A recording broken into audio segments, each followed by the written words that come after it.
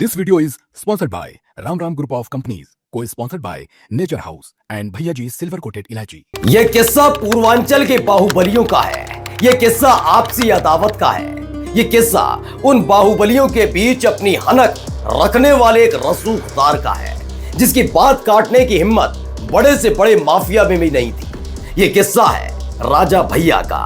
ये किस्सा है उस डॉन पंचायत का, जहां एक लाइन में पूर्वांचल के सारे माफिया खड़े थे और उस वक्त एक बड़े गैंग वॉर को अपने एक फरमान से राजा भैया ने टाल दिया था। नमस्कार, मैं हूं प्राज्वल गौतम और आप देख रहे हैं टशनबाज।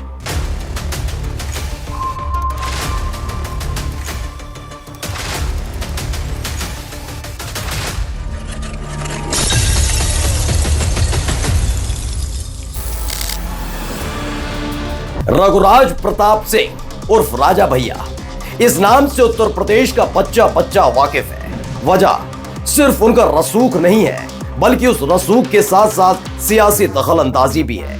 ऐसी दखलंदाजी कि सरकार किसी की हो, लेकिन चाहकर भी कोई राजा भैया की बात टाल नहीं सकता। आज राजा भैया से जुड़ा एक ऐसा ही दिलचस्प किस्सा आपको सुनाने जा रहे हैं, जिससे राजा भैया के कद का अंदाजा आपको हो जाएगा। इस किस्से में पूर्वांचल के बड़े से बड़े माफिया हैं। मुख्तार अंसारी है, अतीक अहमद है, हरिशंकर तिवारी है, अजीत सिंह है, धनंजय सिंह है, सोनू मोनू है और इस किस्से का आधार है राजा भैया। यह कोई जानता है कि एक वक्त उत्तर प्रदेश में ऐसा आया था जब माफिया और बाहुबलियों का दबदबा था। अतीक, मुख्तार, हरिशंकर तिवारी, मुन्ना बजरंगी, ब्रजेश सिंह जैसे बाहुबली अपनी ताकत में इजाफा कर रहे थे। रेलवे के टेंडर इन बाहुबलियों की ताकत को बढ़ाने का काम करते थे, लेकिन इन बाहुबलियों के बीच एक वक्त में अदावत इस हद तक पहुंच गई थी कि उस वक्त डर सताता था कि कहीं उत्तर प्रदेश में लंबे वक्त तक गोलियों की तड़तड़ाहट न सुनाई दे। वजह थी मुख्तार अंसारी के खिलाफ खड़े एक बाहुबली की चुनौती, जिसने पूर्वांचल में संतुलन को हिलाकर रख दिया था।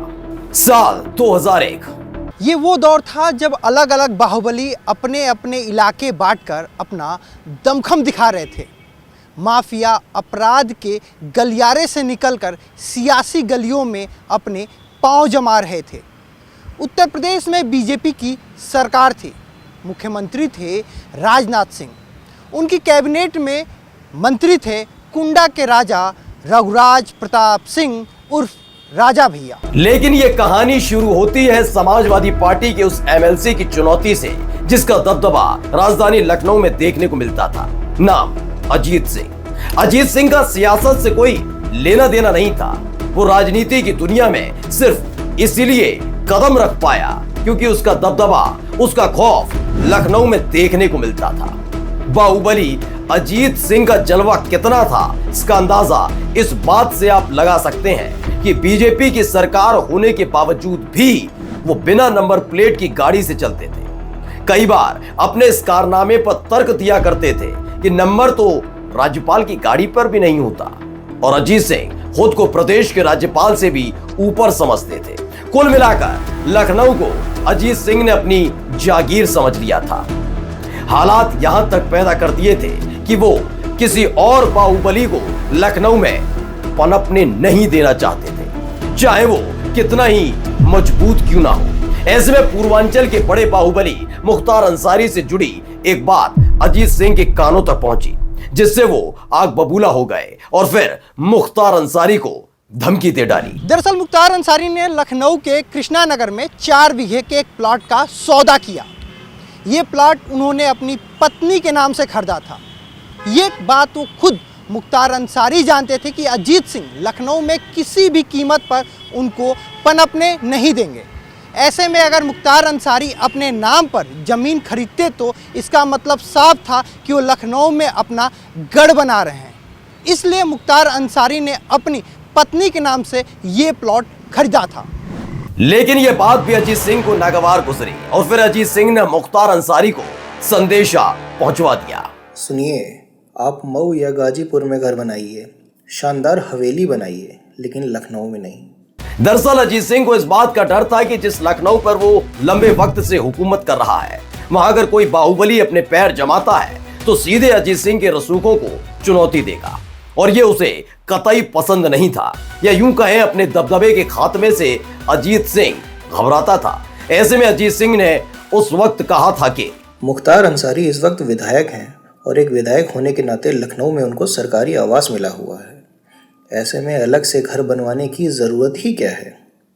वहीं दूसरी तरफ मुख्तार अंसारी का जलवा पूर्वांचल में बरकरार था। विधायक बन ही चुके थे। अजीत सिंह की तरफ से मिली चुनौती को मुख्तार अंसारी बर्दाश्त नहीं कर पाए और लखनऊ में प्लॉट खरीदने और वहां घर बनाने पर अड़ गए।